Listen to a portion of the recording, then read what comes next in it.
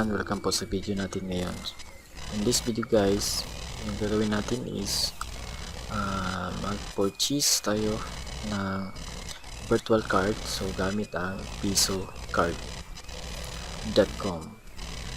So ang Piso card is virtual card, so pili kayong bumili dito ng virtual card para magamit na din po sa mga transaction natin online. So kung pinanood nyo po yung huling video ko, so doon ipinakita ko sa inyo kung paano makapag-transfer o makapag-deposit, no, gamit yung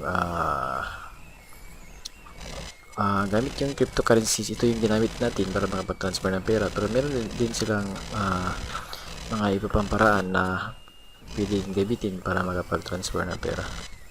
So gaya ng Payer, Perfect Money at Binance, cryptocurrency din po ito.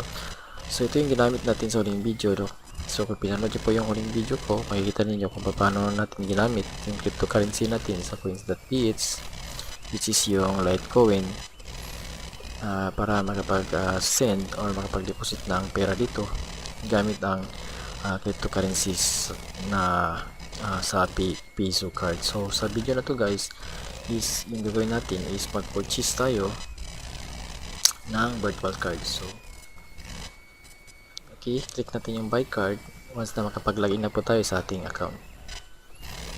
So as you can see guys, dito may balance ako na 30 euro, which is yung katumbas sa atin dito sa Pinas is euro to HP 30 euro. Ibig sabihin po, yung price ng virtual card nila is mahigit kumulang dito sa 1,839. So dahil po ito lang po yung available na virtual card nila, yung Visa Gold. So yung one time po kasi is out of stock na, at saka yung request card is kailangan nyo po na mag-verify. So ito is pwede na kayong makabili agad ng Visa Gold.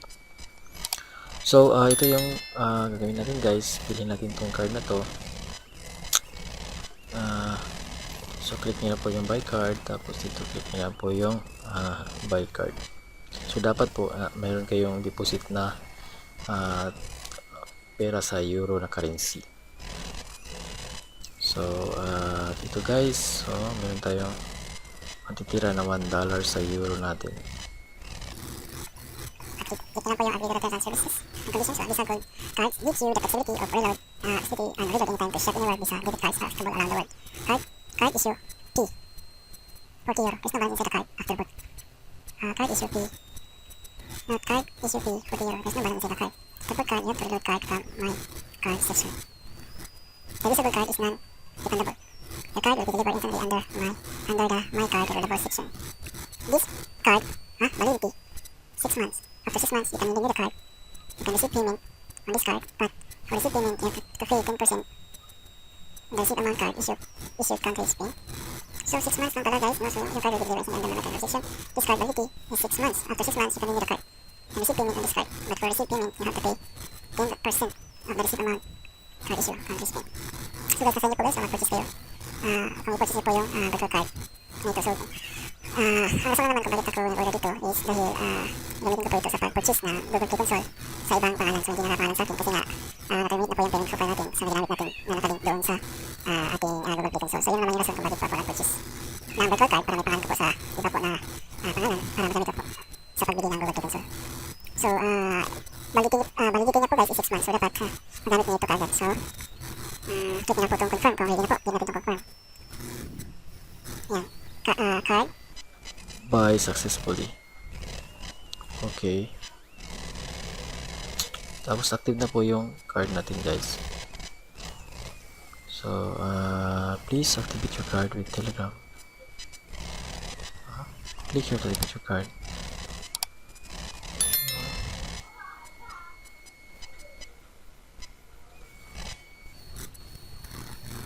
This card is approval provided by Citibank account. Download Telegram. This card is approval by Citibank. This card. Mastercard. So active na po. yung card natin. To acquire an epic for OTP. Reveal the OTP code is. Okay. Not save. Ayan, tingnan.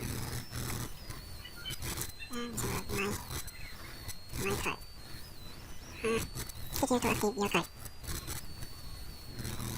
Click for. Ayan, tingnan. Messenger.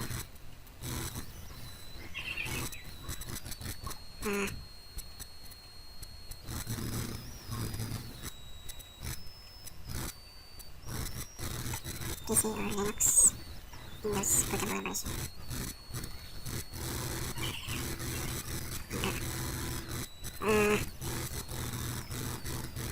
Tingnan ko Windows.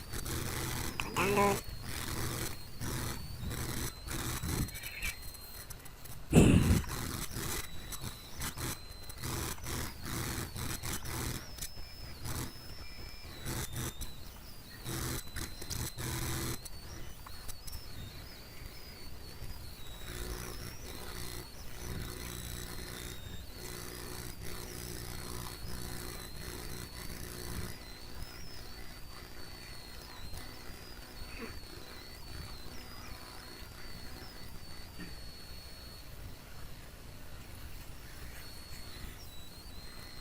Next.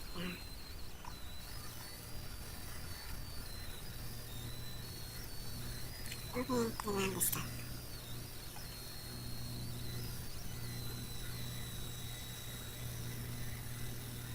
Ayusin ko lang na.